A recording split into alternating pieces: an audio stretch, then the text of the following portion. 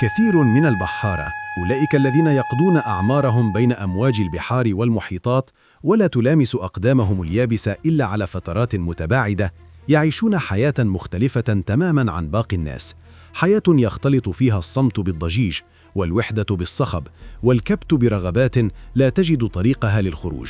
وعلى متن السفن التي تعبر القارات لا وجود لحياة طبيعية، لا عائلة، لا استقرار، فقط أيام متشابهة وصوت محركات لا يتوقف. لذلك حين ترسو تلك السفن في الموانئ يتحول كثير من البحارة إلى أشخاص آخرين يركضون خلف أي لحظة تعوضهم عن سنوات من الحرمان، وكأنهم يحاولون سرقة حياة لم يعيشوها أبدا.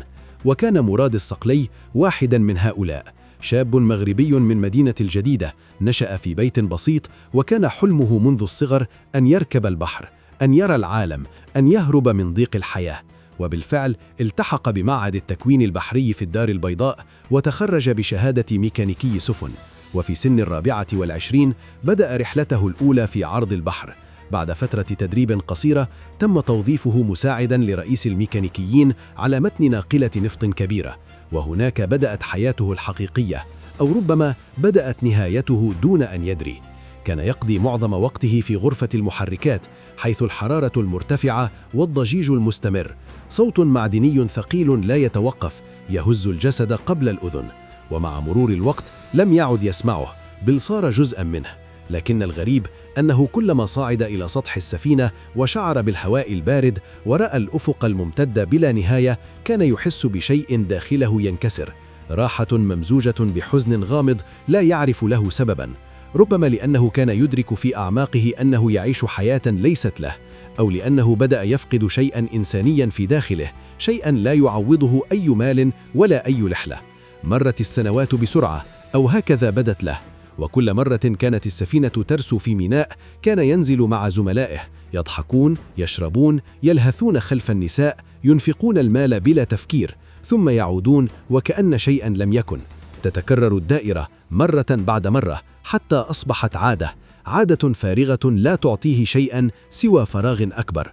ومع مرور الوقت بدأ يشعر أن عمره يتسرب منه، وأنه رغم كل ما رآه لم يعش شيئا حقيقيا، لم يحب، لم يستقر، لم يبني شيئا.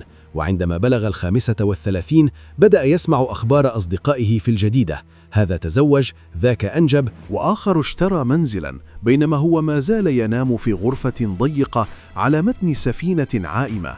عندها بدأ يفكر لأول مرة بجدية في الزواج، في الاستقرار، في أن يكون له مكان ينتمي إليه. وفي إحدى عطله عاد إلى المغرب وحضر حفل زفاف صديق قديم، وكانت الأجواء مليئة بالفرح، الموسيقى، الضحك، العائلة، كل شيء كان حقيقيا، دافئا، مختلفا تماما عن حياته الباردة. وهناك رآها ليلى الإدريسي، امرأة في 30 من عمرها، كانت تعمل في شركة لتموين السفن بميناء طنجة. لم تكن فقط جميلة، بل كانت تحمل هدوءا غريبا وثقة بالنفس جعلته يشعر بشيء لم يشعر به من قبل. اقترب منها، تحدث معها، ومع مرور الوقت بدأت بينهما علاقة بسيطة في البداية ثم عميقة. كان يعود من رحلاته الطويلة فقط ليراها، كان ينتظر لحظة النزول إلى الميناء بشوق فقط ليقضي معها بضعة أيام، يحدثها عن البحر، عن المدن التي زارها، عن حياته. وهي كانت تستمع بهدوء، بابتسامة خفيفة. كانت مختلفة عن كل النساء اللواتي عرفهن. لم تكن تبحث عن المال ولا عن المغامرة، كانت تبحث عن الاستقرار، عن رجل يمكن أن تعتمد عليه. ومع مرور الوقت وعدها بالزواج، وبدأ يعمل بجد أكبر، يوفر المال، يقلل من مصاريفه، حتى استطاع أن يجمع مبلغا محترما اشترى به شقة في حي هادئ في طنجة. كان يرى فيها بداية حياته الجديدة، وكان كلما عاد يحمل لها الهدايا، وكأنه يحاول أن يعوض غيابه. وكانت تقبلها، لكن دون أن تفقد توازنها. كانت دائما تضع حدودا، ترفض الخلوة، تصر على أن تكون اللقاءات في أماكن عامة، وكان يحترم ذلك، أو هكذا بدأ. وفي سنة 2007 اتفقا على الزواج. كل شيء كان يسير بشكل طبيعي، أو على الأقل كان يبدو كذلك، ثم غاب عنها لفترة طويلة قرابة عام كامل. كان يعمل بلا توقف، يحلم بالعودة، بالاستقرار، ببداية جديدة. وفي صيف 2008 عاد إلى طنجة. كانت في استقباله في الميناء، أنيقة، هادئة، جميلة كما تركها، بل أكثر. احتضنها بشوق، وكأن كل ذلك الانتظار كان ينتهي في تلك اللحظة، واقترح عليها أن يذهبا إلى الشقة. ترددت قليلا، لكنها وافقت لأنها وثقت فيه، لأنه وعدها بالزواج، لأنه لم يكن يوما ذلك الرجل الذي يخيف، أو هكذا كانت تعتقد. وما إن دخلا الشقة وأغلق الباب حتى تغير كل شيء في لحظة واحدة، كأن شخصا آخر خرج من داخله. أمسك بها بعنف، جرها نحو غرفة النوم. كان يتنفس بسرعة، عيناه مختلفتان، نظرة لم ترها فيه من قبل. صرخت، حاولت أن تبعده، توسلت إليه أن يتوقف، أن ينتظر، أن يتذكر وعده، لكنه لم يكن يسمع، أو ربما لم يكن يريد أن يسمع. أخرج سكينا وضعه على رقبتها، وفي تلك اللحظة انتهى كل شيء. انتهت الثقة، انتهى الحب، لم يبقى سوى الخوف. استسلمت، ليس لأنها أرادت، بل لأنها لم تملك خيارا. وبعد أن انتهى عاد كما لو أن شيئا لم يحدث. جلس، بدأ يبكي، يعتذر، يقول أنه لم يكن يقصد، أنه يحبها، أنه مستعد للزواج حالا، لكن كلماته لم تكن تصل إليها. كانت تنظر إليه ولا ترى سوى شخص غريب، شخص لا تعرفه. خرجت من الشقة بهدوء دون أن تلتفت، وتوجهت مباشرة إلى الشرطة. وهناك بدأت القصة تأخذ مسارا آخر. تم فتح تحقيق، خضعت للفحص الطبي، تم إثبات الاعتداء، وتم اعتقال مراد الذي اعترف بكل شيء دون تردد، بل وكان يعتقد أن اعترافه سيخفف عنه، أو ربما سيعيدها إليه. لكنه لم يفهم أن بعض الأشياء حين تنكسر لا يمكن إصلاحها أبدا. صدر الحكم 3 سنوات سجنا نافذا وغرامة مالية كبيرة. خسر كل شيء، الشقة، المال، وحتى صورته عن نفسه. دخل السجن، وهناك لم يعد ذلك الشاب الذي يحلم بالاستقرار، بل أصبح شخصا آخر. شيئا فشيئا بدأ الغضب يتسلل إليه، ثم الحقد. كان يقضي ساعات طويلة يفكر، يعيد ما حدث، يبرر لنفسه، يلومها، يلوم العالم، حتى أقنع نفسه أنه الضحية، أنه هو من تعرض للظلم.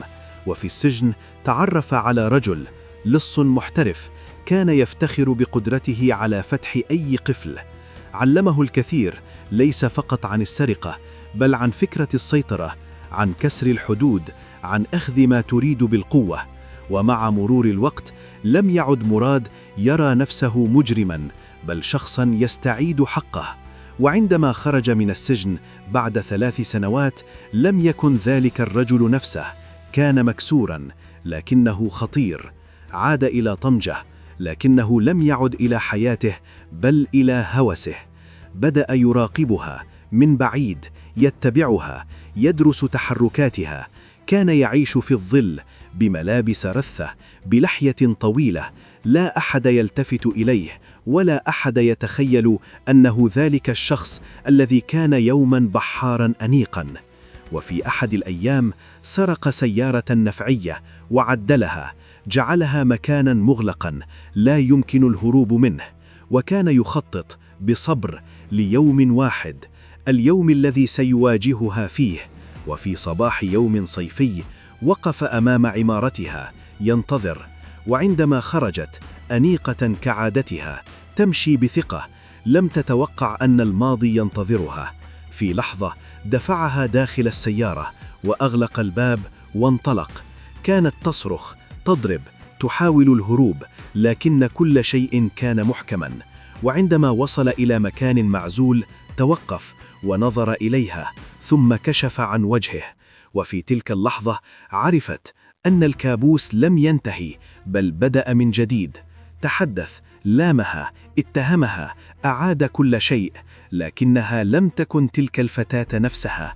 حاولت المقاومة، حاولت أن تقاتل، وفي لحظة عندما اقترب منها حاولت أن تخنقه، لكنه وكأن شيئا مظلما داخله استيقظ، أخرج سكينا وطعنها مرة واحدة، كانت كافية. سقطت بصمت وانتهى كل شيء، أو هكذا ظن. تركها في السيارة وغادر. لكن الحقيقة أن القصص كهذه لا تنتهي بسهولة. في اليوم التالي تم العثور على الجثة وبدأ التحقيق، ومع الأدلة والبصمات والماضي عاد اسمه مرة أخرى، هذه المرة ليس كمشتبه به بل كقاتل، وتم القبض عليه واعترف مرة أخرى. لكن هذه المرة لم يكن هناك اعتذار ولا دموع، فقط صمت، لأن كل شيء انتهى، ولأن ذلك البحار الذي كان يبحث عن حياة وجد نفسه يغرق، لكن ليس في البحر بل في الظلام الذي صنعه بنفسه.